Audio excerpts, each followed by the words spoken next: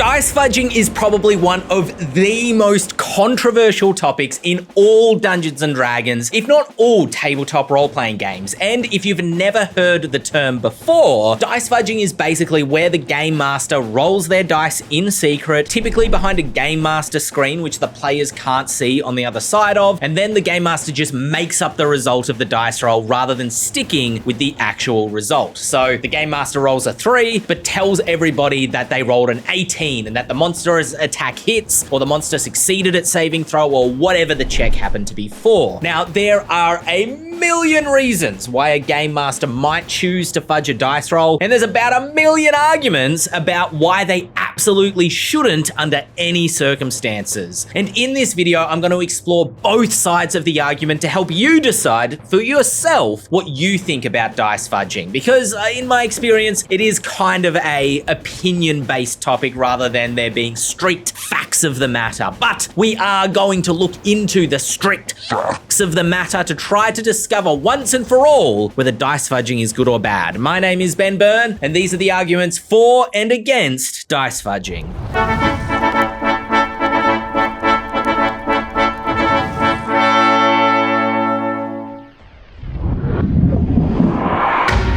Arguments against dice fudging. Number 1, it's cheating.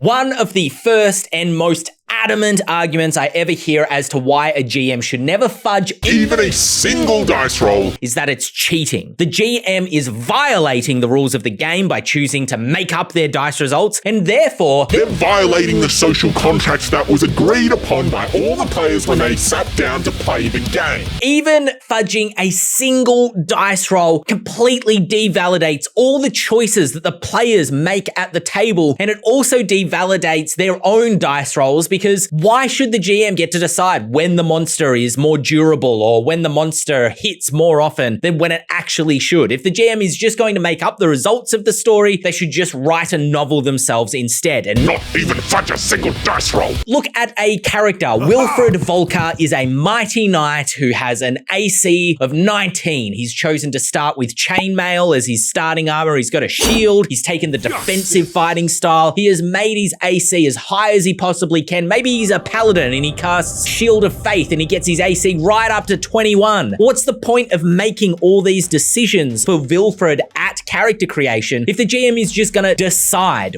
when Wilfred gets hit in combat and when he doesn't? The idea that dice fudging is cheating completely disregards the argument that the GM might be trying to make the game more fun or more engaging, or make their villains appear more threatening than they usually would. Why does the GM get to decide what makes the game more fun for everybody else? Why does the GM get to decide that Wilfred's player would have more fun if Wilfred was getting hit in combat more often, or if the combats would be more scary and engaging if goblins could shrug off the results of Bragi's fireball? The GM is just another player at the table, and they don't have the right to change the fundamental rules of the game to decide how the rest of the table will have fun. Nah, it's not cheating, no.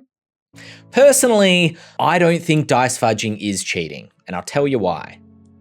It's because on page 235 of the Dungeon Master's Guide for the 5th edition rules, there is an explicit clause which says that from time to time, the Game Master might need to fudge a dice roll. So as far as I'm concerned, and as far as the rules for 5th edition are concerned, definitively dice fudging on the Game Master's behalf, not cheating. That said, I definitely understand some of the arguments as to why dice fudging could be considered cheating, especially when it comes to negating or neglecting the choices that the players made for their characters specifically. However, this cheating argument often portrays the GM as this tyrannical figure, laughing with every dice fudge that they make and trying to hurt the player characters as much as they possibly can, and shrugging off every spell that is thrown at them, and completely throwing away the rules of the game to just make the story that they want to make and make sure that they have the most fun as the GM, completely disregarding the fun of the rest of the players. Well, actually, the job of the GM is kind of to decide what is fun for the rest of the table.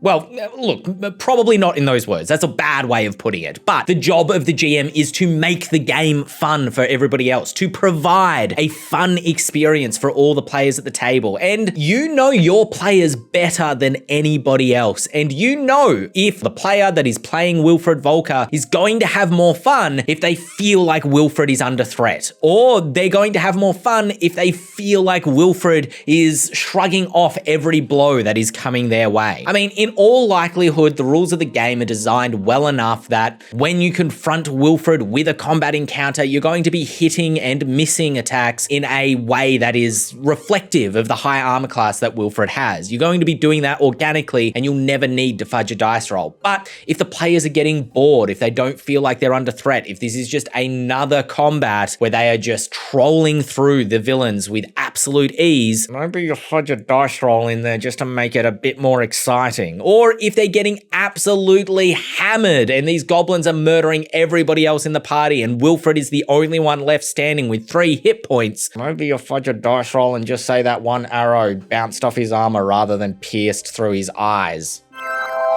Argument against dice fudging, number 2. Why even bother using dice at all if the GM is just going to make up their dice results? This is one of those throw your hands up in the air, exacerbated sort of arguments which wonders if the GM is just making up their dice results, they shouldn't even be using dice at all, or the whole game shouldn't use dice. We should just be telling the story together more organically rather than using dice to decide whether combat goes one way or the other. If the GM's just going to do it, why can't we all do it? And I think that this argument is a little bit silly, and to humor it for just a moment, I agree that a GM should not be frequently or flagrantly fudging their dice rolls to the point where they shouldn't even be rolling dice at all. Every second or third dice is just fudged.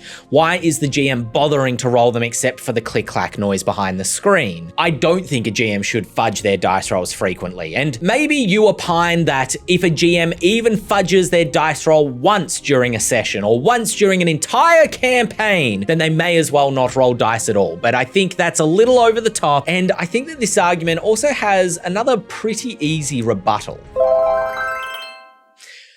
Argument for dice fudging, number 2. The GM changes things behind the GM screen all the time. There are so many things that a game master can change behind the GM screen mid-combat encounter if they need to, and there's a whole host of reasons that they might change those specific things. For example, if the party are murdering a monster just a little bit too quickly and I need to buy myself more time because I didn't really prep the back end of this session very well, maybe I just throw 20 extra hit points onto this monster so it survives at least one more round. Or maybe the party are struggling against a combat encounter, or it's just kind of dragging on. This monster has 200 hit points, but it's really not that much of a threat to the party, so I just cut 50 hit points off of it to get through this combat encounter and get on to the next exciting thing. Maybe the players are outnumbered by a large group of enemies that all have multi-attack, and I realize somewhat through the combat that the players are gonna get murderized during this combat, so I choose to ignore multi-attack from this specific monster so that balances out where the damage is going from both sides of the combat encounter. Maybe the party are all about to die and I haven't realized how threatening this specific monster is going to be, so for some made-up narrative reason, I just decide that the monster decides to leave them alive for now. You shouldn't necessarily, by the rules, be able to change what a monster's hit points are or change whether or not they have multi-attack halfway through. Yet, it's not a controversial thing to say. The CR system for 5th edition isn't airtight and mistakes get made. Sometimes monsters have that one specific ability that makes them a particular threat to the party, like the Shadow's Strength Drain ability, which means that the fighter's attacks become less effective halfway through the combat. This combat has suddenly turned way more deadly than I intended it to be. So, with all these tools at the GM's disposal, changing hit points, giving or ignoring multi-attack, deciding that a monster is proficient with a certain ability halfway through, with all these tools at the GM's disposal, I just frankly don't see the difference between that and fudging a dice roll. I just don't. I know some GMs do, and that the dice are sacred and that they are the one specific sacred thing within the game of D&D, or maybe you think I'm a terrible GM for admitting that I make all these changes when unnecessary behind the GM screen. But nobody's perfect, mistakes get made, planning doesn't always go according to plan, and sometimes you need to fudge a dice roll just to make sure the game remains fun for everybody involved. Arguments against dice fudging. Number 3. It minimizes player victories and delegitimizes their defeats. This is probably, in my mind, the best argument against dice fudging. And to explore it, we're going to run through a little scenario.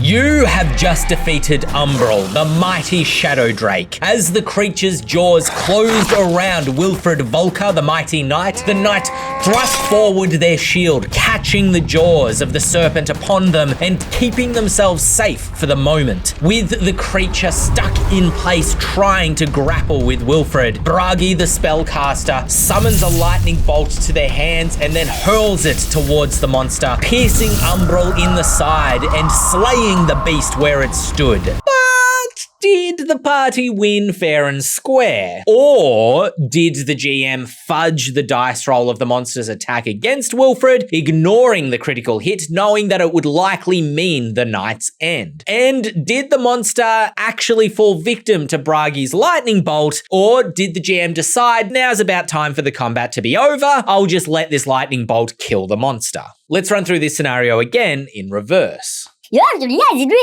Great. You have just been defeated by Umbral the Shadow Drake. The mighty creature's jaws closed around Wilfred Volker the Knight, piercing through his plate mail armor and slaying him where the knight stood, swallowing him whole into the belly of the beast. As Bragi the spellcaster summoned a lightning bolt into their palms and hurled it at the creature, Umbral was able to effortlessly dart to the side, avoiding the lightning bolt and spelling the spellcaster's end soon after.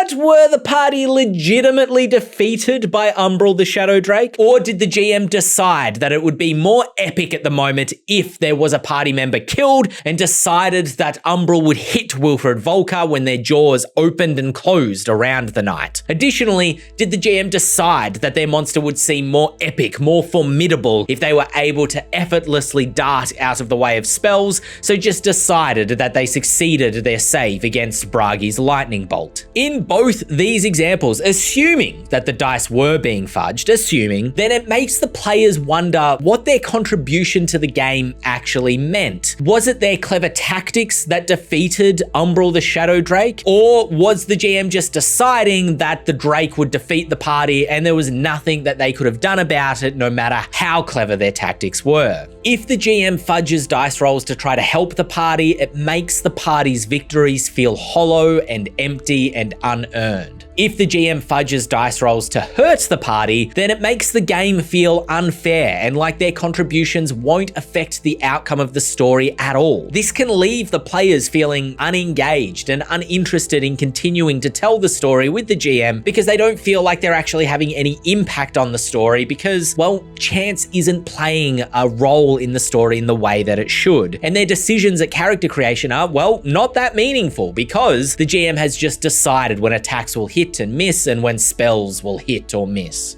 Even when you are fudging your dice rolls, even if you decide that it's something you're comfortable doing at your game table, you probably shouldn't tell the players whether you are or whether you aren't. Not knowing and feeling like their victories and defeats were legitimate leaves them more impacted with the story and leaves them feeling satisfied that they did play a role.